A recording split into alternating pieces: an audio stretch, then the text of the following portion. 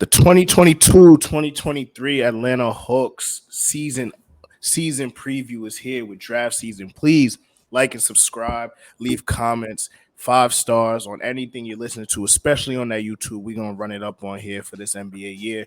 But I mean, Sean, it's nice to have you back. The NBA season is upon us. Let's talk about these Atlanta Hawks, man. You know, the big elephant in the room. Dejounte Murray was traded to this team for a reasonable haul to the Spurs. What are your thoughts on that? Reasonable. I think it's a very interesting point to discuss. There's a lot. The Hawks just being in that situation to where like they had to do something. They were stuck in the mud, stuck in that playing game purgatory about how do you actually build around Trey Young, because I think that's the discussion at hand when we really do get into this team. Obviously, Trey Young is a top 5 playmaker, probably he's on that short list of just like special playmakers. But the thing with Trey Young since day one, and it's always been obvious even in college, watching him in high school, if he is definitely a franchise player in every sense of the word, and he's done an incredible job. I think, one, making the Hawks a watchable product. I think that's something that Trey Young has definitely done. Even with those, Joe Johnson, DeMarre Carroll, Kyle Korver, Al Horford teams. Let's not forget about those teams. Those are great. Those are great 2K teams, great on the floor teams into the playoffs. Well, were they fun to watch? They weren't really fun to watch. ISO Joe was fun. ISO Joe was a legend. You can always put the game. You can always put the game on for some ISO Joe, histrionics and watch him see what he do. But that team, there was something. It was a very bland team. And there was even that team, they won the 1 seed. Where they get 4 or 5 All-Stars on that one team, or of course, whatever ridiculous it was. Yeah, but they were just missing that pure star and that star element. And Trey Young has definitely done that job of even I think engaging the fans in Atlanta. I think you watch those crowds, and I think that team is becoming a bigger imprint and having a bigger imprint on just the ATL sports scene in general. So shout out to Trey Young. But we talk about Trey Young, and the issue with him is how do you honestly build a defense that can be championship caliber. I think we talk about that playoff run, and I think they got some good matchups. The Knicks had a really good regular season that year, but they're probably more of a regular season team than somebody you could really scare. And then the Sixers, that was an entire debacle of its own that kind of just led them towards the Eastern Conference Finals when they made it. But yeah, man, my thing on this Dejounte Murray fit is I have my concerns. I need to see it on the court before we do get into there. Let's hit a little bit more of the just the refresher for this team and everything on the dock though, Raz. So what do we have for them here? I mean, right now you got the players that they've acquired. Obviously, we spoke about Dejounte Murray, Justin Holiday, a good swingman there. I like that pick for them.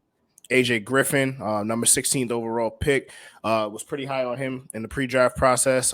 He's going to probably struggle to get minutes early on, but I mean that's a good solid piece to add. Mo Harkless, legend at the bank. Mo Harkless, shout out to Forest Hills High School. I mean, did he go to Forest Hills? It might have been Francis Lewis, but one of the two. Shout out to the big borough. Mo Harkless, he's on that team too. That's going to provide depth behind John Collins. Kaminsky, with the Forest Hills. Forest Hills, Forest Hills, cool, yeah. And then you got Frank Kaminsky. Frank stay with a job. So shout out to Frank Kaminsky. He's gonna give you those 6 minutes and use all. But yeah, he's gonna do what it takes. And they drafted Tyrese Martin at number 51. Danilo Gallinari, he was traded. I think he went to the Spurs Boston. And then he went to the Celtics. Boston. He's out now. He towards ACL. Yeah, so that's tough. Herder, that was kind of a fit Velvet. that we were. We were worried about that fit for a bit. He's on the Kings. DeLon Wright, always also with a job. He's going to be playing with the Wizards. Gorgie Dieng, Spurs. Kevin Knox, still with a job. So shout out to him. He signed with the Pistons, and Sharif Cooper, your baby boy, waved off to that team. So I mean, I think all in and all out, I do think the additions to this team, they've provided themselves with some depth behind those starters. And these are solid NBA players, role players that they've brought in. I mean, I really do like the Mo Harkless pickup, and I do like the Justin Holiday pickup. Those aren't flashy pickups, but those are players that you can count on if somebody goes down. Obviously, you don't want to be counting on them for a full season, but those guys getting 10 to 15 minutes on your team, your team could do a lot worse than that. So I mean, I guess let's start with you before we break down the Murray trade in a little bit more detail. What was your feelings about the trade? Obviously, I'm gonna let's look at it like this.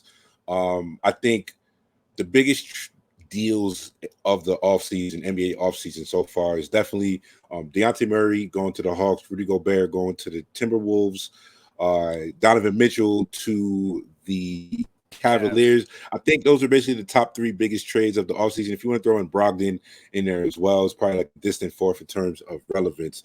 So I mean, we talk about, I think the word you said was a reasonable price. I think they gave up 3 first-round picks and an additional first-round pick swap. So I mean, in general, what did you think of the price paid for Dejounte Murray?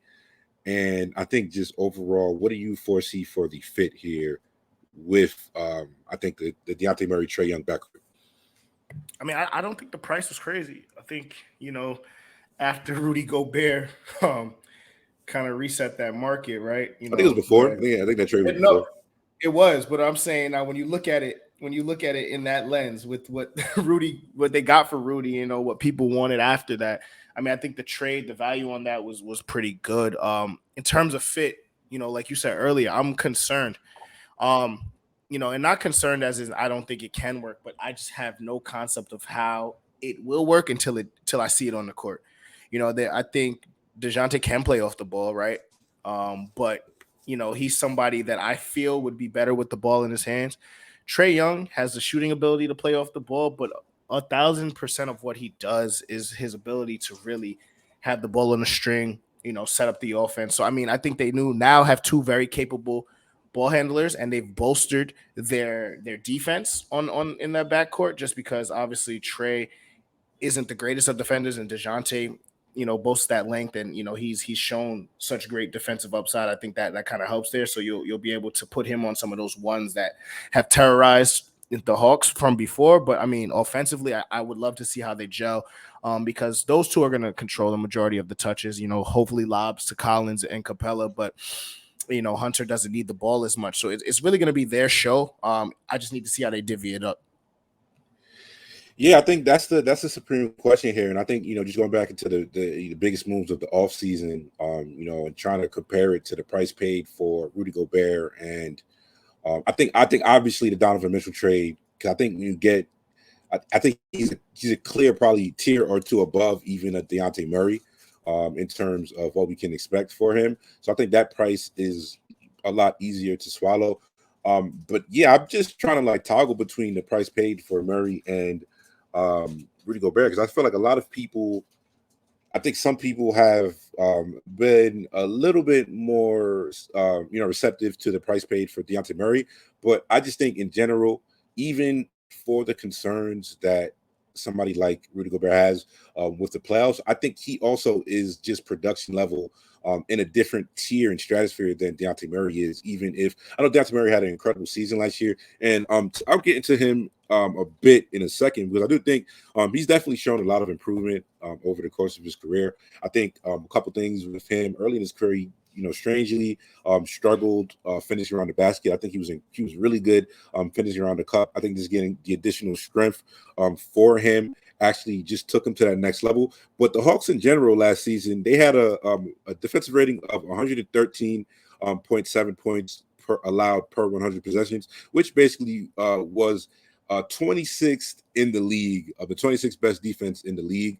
And the thing about the Hawks is, Trey Young, we spoke about just the gift that he has as an on-ball maestro. They had one of the best, I believe they had a top 4 offense in the league. So obviously Trey Young is, to himself, he's able, as soon as they put, capable NBA players around him, just the product of what they started seeing of the offense skyrocketed, and it's basically been elite since they got basically since Trey Young has basically got control of the offense in like year 2 through 4 basically for him. But how good of a defensive player is Dejounte Murray? Like, what is his impact and how good of an impact for a team? And obviously, I definitely agree with you 100% about the depth aspect of this team. Not sexy. Justin Holiday is pretty good. He's turned himself into a pretty solid shooter and 3-and-D guy. He played on those Pacers teams, so it wasn't really like not a lot of eyes on him. But pulling up his stats, I think he's like shooting at 37%. Last couple of years. Yeah, last year he was, last year he was total 37%. 2020 he was 38%. In 2019 he was 40%. So I think in terms of making up for what they lost for Kevin Huerter, I don't think somebody like Justin Holiday is a really unsexy but solid piece who's going to be able to plug and play into that rotation. My thing about Dejounte Murray, and going back to just comparing it to the value of the Gobert thing, and I think he's younger, so free agent in 2 years. So I think they gave up basically 4 first-round picks for him, and these next 2 years are going to be really interesting because he's not locked in yet, and obviously his lack of a long-term extension was a part of the reason why the Spurs got rid of him now in terms of like waiting a year from now to maximize their return that they got for him. But yeah, I think this team is still kind of like, they definitely are improved. What is the over-under for them, Raz, that we do have for the Hawks? Like I said, they did improve, but I think they're still I think they're behind a team like the Cavs, and I think they're obviously behind the top hierarchy of the East with the legitimate, championship contenders. We got 45.5 wins via DraftKings. So Vegas, man. Vegas plays it very well. They're very good at what they do. That's a good number, man. I mean, look, I think the East is going to be tough. Like, it's going to be very tough this year. I know we have been saying that since the offseason, but I mean, look, a lot of teams have improved, and there's teams that even on paper, if we don't think they improved that much, I do think they are going to be much better than they were last year, just with some continuity. So, I mean, 45.5 for me, I'm going to take. That's crazy. I got them probably right at 45, so I might have to go. We can save the over under for I mean, the yeah, end. we can, but we can like, I guess like they're listening, so they'll have a feeling. But yeah, we can save it to the end because I think I think the other thought that I just had here about the Hawks that's interesting is, like, they might be team villain, man. Like I think I'm very interested to watch them play this year because obviously we know Trey Young has he is like, he's a baby face, but he's a heel, and he enjoys playing to the crowd. He enjoys, shishing the crowd. He's looking for the big moment, and he's looking to stick that dagger in the back of your neck and really kill you. So, and then, I mean, I don't know what you made of. And that's what I'm saying, because I feel like Dejounte Murray had an incredible season. I think this year is going to really introduce him to a lot of the public that, I think claims to watch a lot of basketball, but really wasn't watching a lot of Spurs basketball these past couple of years. Because even though Dejounte's been in the league for a while, he's still I think this summer kind of really was the first time we got that taste of him being like a villain. We had the thing with Paolo, he's like, off the heezy, he's doing off the heezy to dudes and like pro-ams and just going, like pure villain. So I think there's some really nice villain, aspects to watch with this team in the regular season, at least. Yeah, I mean, DeJounte's whole pro-am run and beef with Paolo is something that I still don't know where that came from. And, obviously it showed us the menace side of DeJounte. So I'm all in on them being heels. I think John Collins will be able to do that. Clint Capela just seems too nice of a guy. But I mean, he really seems like a very nice guy. But he's going to be bolstering that defense. And, there were concerns for me last year if he had lost a step, but I do think if you're putting DeJounte and a healthy, keyword here is going to be healthy, DeAndre Hunter, guarding the perimeter there, I think, this team does have the ability to strap up and kind of play solid defense, and I think they can be a bit more physical this year. that Bogdanovich boy that they got, he's also a killer, right? I mean, he's somebody love Bogey. like that's love what I'm Bogey. saying. So it's they have the potential to break a team's heart and to really become that heel. So I think you're right there. I think if they are able to lean in on it, lean into what Trae's already started. He's already biggest villain in New York right now. I think on the national stage, he can arrive there too, and I think he has the cast with him to really elevate that. And I think this is going to be a team that's going to be somebody you don't want to play. Come playoff time, I think they're going to be a team that can give you a run for your money, and I think that's kind of what the NBA needs right now. We need more villains. It's been a lot of buddy. And I don't hate the buddy stuff, because I think some of the villain and like I gotta hate the person I'm playing against has been overblown. We love to pretend that the teams in the 90s and 2000s really actually hated each other. They just wasn't cell phones. They were smoking cigars and playing poker after. But this is gonna games. yeah, that's what I'm saying. This is gonna be a team that's gonna be a heel, and I'm all for that.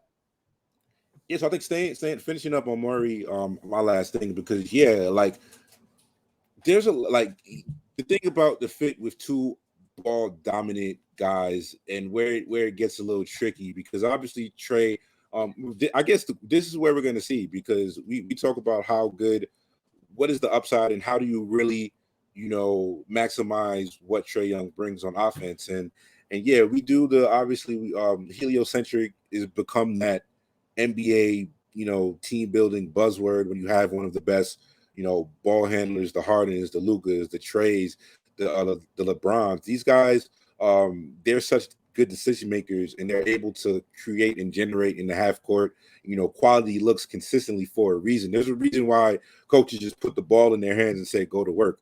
Now that's kind of where and Trae, I think Trae has a really high basketball IQ. I think he should be able to play off ball. There's no reason why he can't.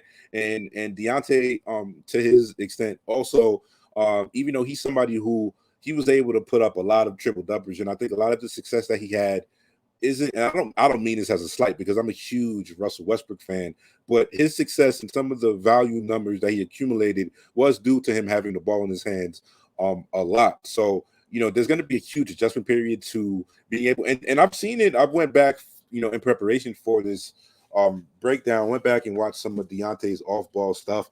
He's not a bad cutter. There's just, let's just necessarily say, wasn't a lot of other offensive threats that really broke teams down and really bended defenses to create seams for a guy like Dejounte Murray to really slash to the basket a lot. But I think how those two guys play together is going to be extremely interesting to watch. Is it just when Trae has the ball, Dejounte's parked up in the corner? Is Trae parked up in the corner when Dejounte has the ball? Some of this is going to be negligible, because to a certain extent, obviously they're going to get staggered, and I think Dejounte's probably one of them is probably going to run the second unit, come out early, and actually have that success. But yeah, like Dejounte's also it really improved on his mid-range. I think the three ball, I don't ever really foresee him being a somebody that scares defenses with his shot.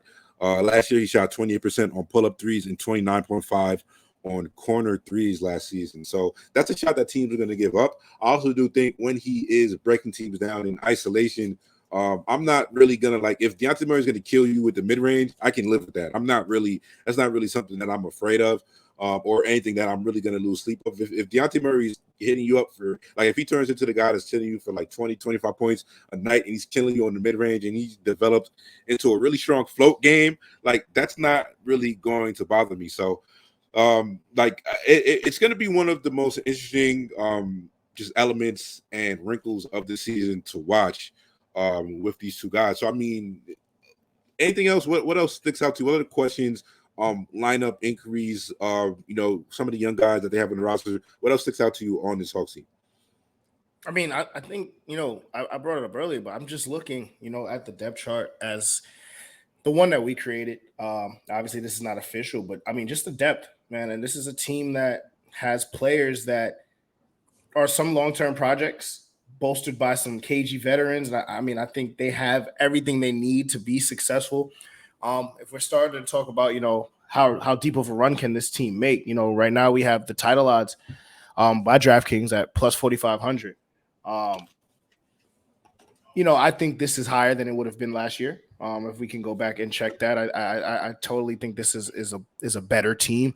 But it's hard to crack the top of this East Conference. And I mean, where do you think you would have them sitting if, knowing what you know about all these teams right now, where do you think you could see them finishing in this Eastern Conference in terms of playoff seeding? Yeah, I think unofficially I'd probably rank them in that like 6 or 7 slot in the East. The East is going to be really deep this year. And I think that's the thing, because I think there's a very strong possibility that even if this team does improve, and they really did, they kind of sleptwalk through a long portion of the team, and Trey was kind of just able to will this team offensively into the playoff slot at the end of the season. But so I think they have a chance to improve and still not legitimately be a title contender. That's kind of my thing here, to where I'm not sure how much of an upside that Dejounte Murray unlocks. I think my question for you is, I still think this team is a piece away at least, or a better fit. And I mean, the other elephant in the room that we have not spoken about here is I think there's a short list of players who have been on the trade market for a long time and seemingly are in trade discussions every year. And I think number one is probably right now is Miles Turner. Miles Turner has been in trade rumors for the past 3-4 seasons, that he's still on the Pacers. But John Collins is not far behind. I think I don't know, what do you make of John Collins? I think he's a very easily criticized player in his own right. I think where they took him, which I believe was either late 19s, late teens, early 20s, I believe, in that draft that he went. But I think he has definitely, exceeded the expectations that of value that they could have expected for John Collins on his rookie contract. He's been incredibly productive. Now, defensively, it kind of just comes into, I don't think he's a abominable defender by any means, but he's also he's more solid than he is plus. And when you have just a complete sieve on defense such as Trey Young, I think that might diminish some of his value defensively. And just is it? I don't know what exactly. There've been a lot of reports coming out of Atlanta. And he's also developed into a pretty good 3-point shooter. So I think John Collins has been in a tough situation. I wouldn't really be mad at him if he was just yo, get me out of here. What do you make of John Collins in the midst of all of it? I like John Collins as a player. Been pretty high on him for a while. I think in this offense, he's plateaued as to what he's going to be on this team. I think the addition of Dejounte Murray kind of also just kind of solidifies that and kind of pigeonholes him to where he's going to get his touches and how he's going to have to operate on the offensive, side of the ball. I think, the murmurs and rumors that were out was that he, didn't want to play with Trey as much because of the fact that Trey is so ball dominant. I still think it's probably in his best interest to stay on a team where there's ball handlers that can get him the ball where he needs to score. But I would love to see him with an expanded role. And if he does actually pull the trigger and act scout, I would understand why. But then it comes down to fit. And I think he's one of those players where he's not good enough to overcome fit. You know what I'm saying? I think there's very different specific talents in the NBA that, wherever you place them, all right, cool, that's the system. That's what it's going to be for that team. I think John Collins is going to be a player that's going to have to find the team that fits his strengths correctly. So, once you're not a free agent, you don't get to pick that. So I think it's very careful with trade requests in terms of somebody like him. Yeah, I think it's just a perfect point that you made about I think he's plateaued in this offense, and it's not just looking at his production, basically he's around he's been around 17 to 20 points per game, high efficiency, and he's a career 38% 3-point shooter. So like I said, I think John Collins, he might not be the perfect match for where this team needs to go in the future. That's kind of the other point for this team, because I do think there's a possibility that this does work and they're able to be. I think this team isn't going to be bad. Obviously, I think they have too much talent to really legitimately bottom out. But just about how some of the peripheral pieces on this team actually do fit. I have my concerns, but just questions about how it looks. And I think the final, puzzle to that is the last person that I really wanted to speak about here, and it kind of does get into the John Collins equation as well, is Onyeka Okongwu, man. Like, he's obviously hasn't played a full season in his career to this point of his point. I think he's played around like 40, 50 games each season. But when he was on the court last year, he was like quietly like really damn good last season. And I think he's still somebody who profiles as an excellent rim protector. He's going to be able to play in a versatile scheme to where he's going to be able to he can aggressively hedge up on ball screens. He can play drop. He can switch if you really need him. And I do think he's also somebody who is able to set his guards up and create space for them with a really good screen. So I think there's still a lot of untapped potential for a guy like Onyeka Okongwu. That's kind of the most interesting point of this, because I do think if he takes another leap and he stays healthy and he's able to put together that next campaign to him and kind of materialize on some of the draft capital and draft expectations that we had for him coming out that year, all of a sudden it's looking at like you might have like John Collins is basically a 4-5. He needs minutes at both.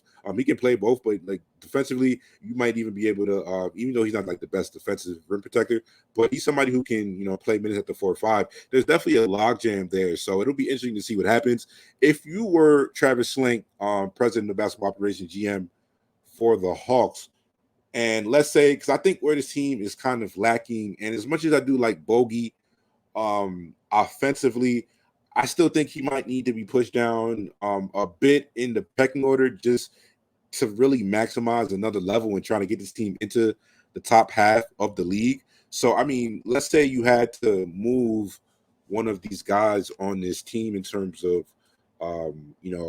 Capela, John Collins, or, I guess even seeing what the trade market has for a guy like Okongwu.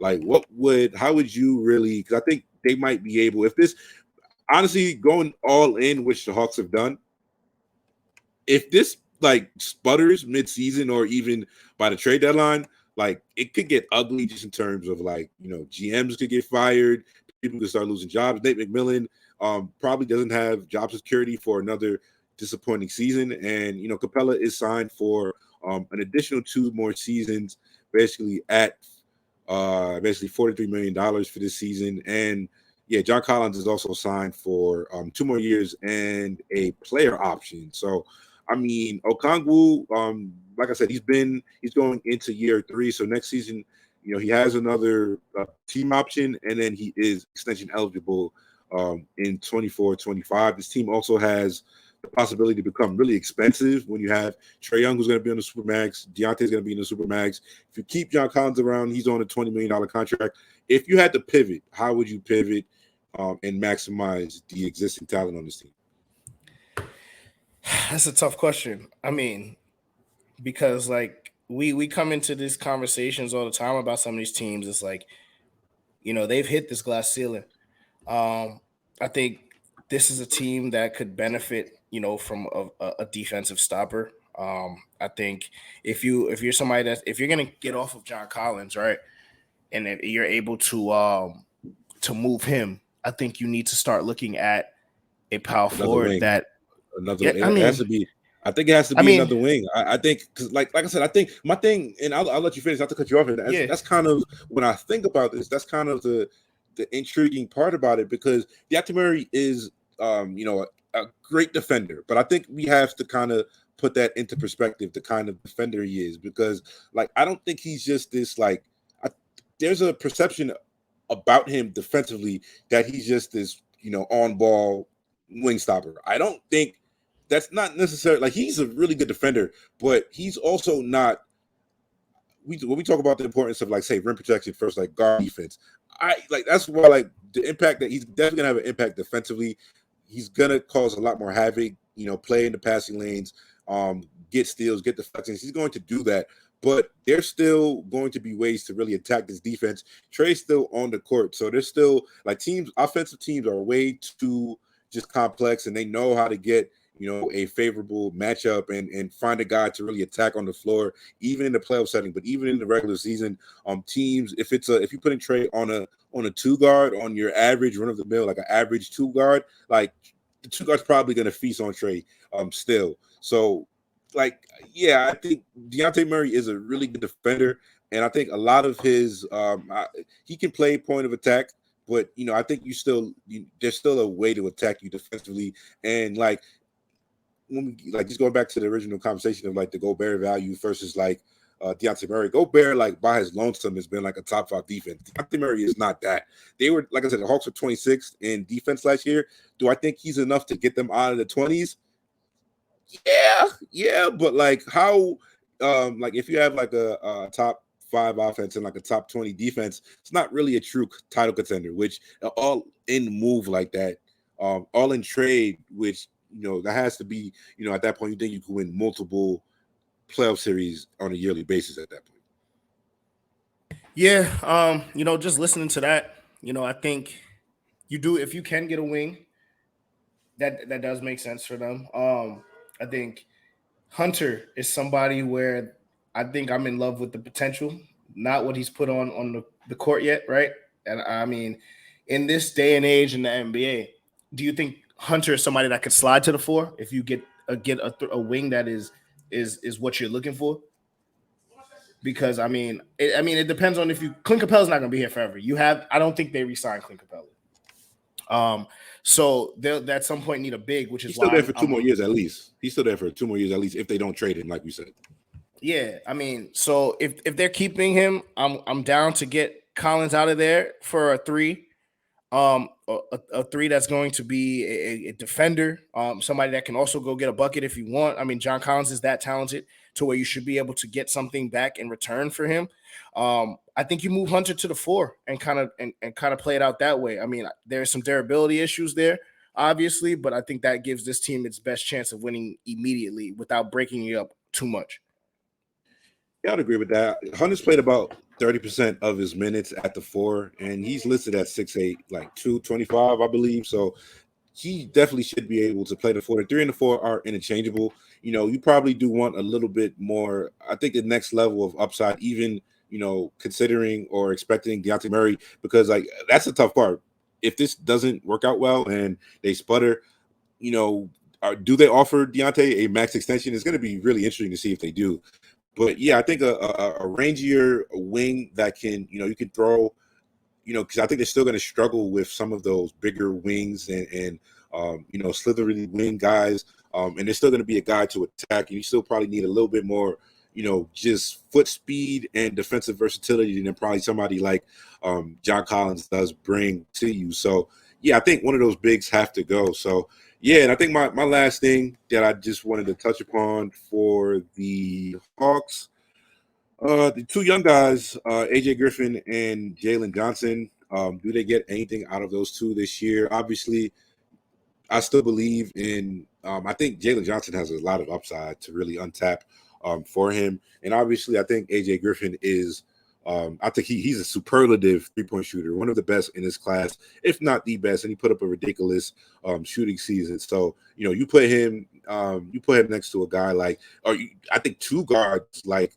Trae and Dejounte, who are able to cause havoc for them. He's going to be able to, I think if you like leave him open at your own risk, because he's going to, the one thing that's projectable with AJ Griffin is his shot. We're going to be able to see possibly maybe like in a perfect world right now, like thinking about everything that we spoke about for the team right now, if AJ Griffin is able to get back to like high school AJ Griffin, and let's say he's able to unlock more of like the, his lower base flexibility and just athleticism, and he looks more like just that nuclear athlete, or he's able to just become a much more dependable defender than he was at Duke. Probably has a long way to get there. It's not out of the realm of possibilities for a guy like AJ Griffin, but even somebody like him, like he's a pretty good home run lottery ticket swing for the Hawks there. So I mean, we could wrap it up here, over unders, Raz, and then we can make our official picks.